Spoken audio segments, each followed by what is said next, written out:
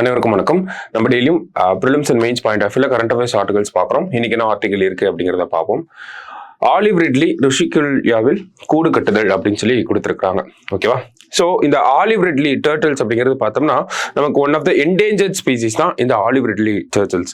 அதிகமாக எங்கே காணப்படும் அப்படின்னா ஒடிசாவோட கடற்கரை ஓரங்களில் இந்த ஆலிவ் ரிட்லி டர்ட்டில்ஸை நம்ம அதிகமாக பார்க்க முடியும். சமீபத்தில் கூட தமிழ்நாட்டில் ஆலிவ் ரிட்லி டர்ட்டில்ஸ் வந்து வேட்டையாடப்படுதல், அது மட்டும் இல்லாமல் அதனுடைய அந்த டர்ட்டில்ஸோட ஹண்டிங், அந்த மாதிரியான விஷயங்கள், உயிரிழப்புகள் அதிகமாக ஏற்பட்டுச்சு அப்படிங்கிற செய்திகள்லாம் வந்துருந்துச்சு. இப்போ பார்த்தோம்னா இந்த பிப்ரவரி மாதம் அப்படிங்கிறது ஆலிவ் ரிட்லி டர்ட்டில்ஸ் வந்து பார்த்தோம்னா முட்டையிடக்கூடிய காலகட்டம். சரிங்களா? அதை பத்தி ஒரு சிறப்பு செய்தி கொடுத்திருக்காங்க.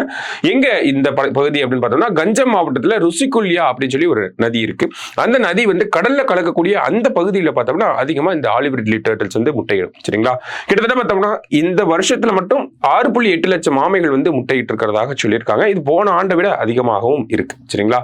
கூடு கட்டும் காலம் அப்படிங்கிறத பார்த்தோம்னா பிப்ரவரி மாதத்திலிருந்து நமக்கு தொடங்கும். சரிங்களா? முக்கிய காரணம் ஏன் அந்த ருஷிகுல்யா நதி கடல்ல சேரக்கூடிய நதி அந்த பகுதியில் வந்து அதிகமான முட்டைகள் இடப்படுது அப்படின்னு பார்த்தோம்னா அங்க தட்பவெப்ப சூழ்நிலைகள் சாதகமாக இருக்கு இந்த முட்டைகள் வந்து அந்த குஞ்சு பொறிஞ்சு வெளியே வர்றதுக்கு. சரிங்களா? அதனாலதான் இந்த பகுதியை வந்து இந்த ஆமைகள் தேர்ந்தெடுத்திருக்கு. சரிங்களா? சோ ஆமைகளின் வருகை அப்படிங்கிறது வர ஆரம்பிச்சிருக்கு. கூட்டமாக வந்து இந்த இடத்துல கூடு கட்டி முட்டையிடக்கூடிய அந்த நிகழ்வுக்கு பேரு அரிபாடா அப்படின்னு சொல்லி சொல்லுவாங்க. இதெல்லாம் கொஞ்சம் பெக்குலியரான நிப்ஸ், கொஞ்சம் பார்த்து வச்சுக்கோங்க. சரியா? சோ இந்த ஒரு விஷயத்தை பாதுகாக்கணும் அப்படிங்கிறதுக்காக ஜிபிஎஸ் கண்காணிப்பு முறை அப்படிங்கிறது அமல்படுத்தப்பட்டிருக்கு.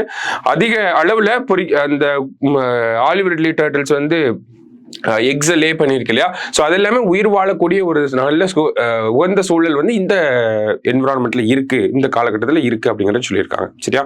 ஸோ அதுதான் இந்த செய்தி. நமக்கு குரூப் 1 ப்ரிலிம்ஸை பொறுத்த வரைக்கும் பார்த்தோம்னா ஜூன் மாதம் 15ஆம் தேதி எக்ஸாம் சொல்லியிருக்காங்க இல்லையா, டிஎன்பிஎஸ்சி ஆனுவல் பிளானர்ல.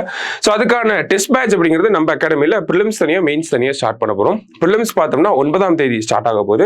மெயின்ஸ் பார்த்தோம்னா 16th மார்ச்லேருந்து நமக்கு ஸ்டார்ட் ஆக போகுது. ஸோ இப்போயே என்ரோல் பண்ணி படிக்க ஆரம்பிச்சிருங்க. ஷெடியூல் சீக்கிரமாக நாங்கள் அப்டேட் பண்ணிடுவோம். சரிங்களா? நம்ம இன்ஸ்டியூட்லேருந்து ஷெடியூல் சீக்கிரம் அப்டேட் பண்ணிடுவாங்க. ஸோ வேறு ஏதாவது டவுட்ஸ் தெரியணும், என்ன ஃபீஸ் ஸ்ட்ரக்சர் எல்லாமே தெரியணும் அப்படின்னா நம்ம பிரான்ச்சஸ்க்கு கால் பண்ணி கேளுங்க. So back to the news.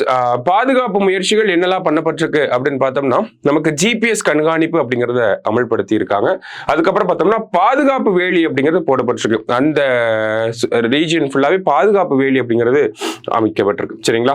அடுத்ததா பார்த்தோம்னா இந்த முட்டைகள் வந்து எப்போ பொறிஞ்சு வரும் அப்படிங்கிறத பார்த்தோம்னா அதுக்கு ஒரு 45 நாள் காலகட்டம் அப்படிங்கிறது தேவைப்படுது. ஸோ அது வரைக்கும் அது பாதுகாப்பா பத்திரமா வச்சுக்கணும் அப்படிங்கிறதுக்காக இந்த பாதுகாப்பு முயற்சிகளை அரசாங்க தரப்புல இருந்து எடுத்திருக்காங்க. சரிங்களா? அடுத்ததா பார்த்தோம்னா அறிவியல் ரீதியான கண்காணிப்புகள்ல பார்த்தோம்னா இந்திய வனவிலங்கு நிறுவனம் மற்றும் இந்திய விலங்கியல் ஆய்வு நிறுவனம் இவங்களுடைய நிபுணர்கள் எல்லாருமே என்ன ப்ராசஸ் நடந்துட்டு இருக்கு அப்படின்னு சொல்லி ஃப்ரீக்வெண்டா அதை கான்ஸ்டன்டா மானிட்டர் பண்ணிட்டே இருக்காங்க. சரிங்களா? ஐயூசிஐனை பொறுத்த வரைக்கும் நம்ம பார்த்தோம் பாதிக்கப்பட்டவை அப்படிங்கிற ஒரு வரையறுதலுக்கு கீழே இருக்கு என்டேஞ்சர்ட் அப்படின்றத சொல்றாங்க இந்த ஆலிவ் ரிட்லி டர்ட்டில்ஸ். சரியா? ஸோ இதுதான் இந்த செய்தி. இது ஒரு முக்கியமான நிகழ்வு, அதனால கொஞ்சம் நல்லா பார்த்து வச்சுக்கோங்க. எந்த இடத்துல முட்டைகள் இடப்படுது அண்ட் தென் என்ன மாதிரியான அந்த ப்ரொடெக்டிவ் மெஷர்ஸ் வந்து எடுத்திருக்காங்க, யாரெல்லாம் மானிட்டர் பண்றாங்க, அந்த மாதிரி கொஞ்சம் டேட்டாஸை பார்த்து வச்சுக்கோங்க. சரியா? கடைசியா பார்த்தோம் அப்படின்னா நம்ம பிரான்ச்சஸ்ல 9ஆம் தேதி வந்து பேங்கிங்கான ஃபவுண்டேஷன் கோர்ஸ் அப்படிங்கிறது ஸ்டார்ட் ஆகுது. பேங்கிங் சீசன் ஸ்டார்ட் ஆக போகுது இல்லையா? ஸோ அதனால ஃபவுண்டேஷன் கோர்ஸ் அப்படிங்கிறது ஸ்டார்ட் ஆகுது. உங்க ஃப்ரெண்ட்ஸ் உங்களோட ஜூனியர்ஸ் யாராவது பேங்கிங் படிக்கணும்னு ஆசைப்படுறாங்க அப்படின்னா அவங்களுக்கு இந்த கிளாஸஸ் சஜஸ்ட் பண்ணுங்க.